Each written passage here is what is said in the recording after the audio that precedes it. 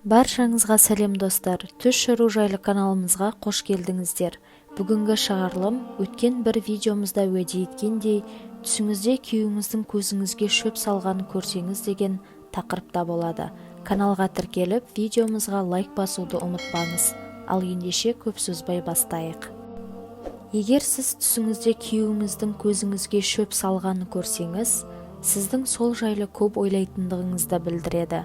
Сондай-ақ, сіз түсіңізде күйеуіңіздің көзіңізге шөп салғанын көрсеңіз, күйеуіңіздің сізге мұқтаж екендігін және сіздің қолдауыңыз керек екендігін белгісі.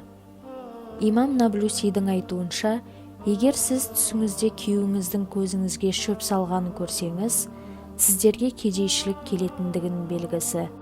Егер де түсіңізде төсектеріңізде күйеуіңіз бен сіздің араңызда басқа әйелдің жатқанын көрсеңіз, күйеуіңіздің жұмысты көп ойлайтындығының белгісі.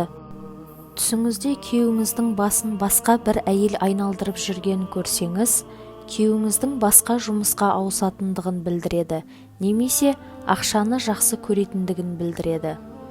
Түсіңізде күйеуіңіз сізге басқа бір әйелді жақсы көретіндігін айтса, бұл түс күйеуіңіздің сізді жақсы көретіндігіне дәлел.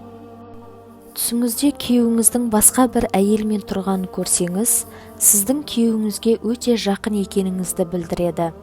Ал егер түсіңізде күйеуіңіздің басқа бір әйелге үйленіп жатқанын көрсеңіз, сіздің күйеуіңізді бақытты қылып жатқаныңызды білдіреді.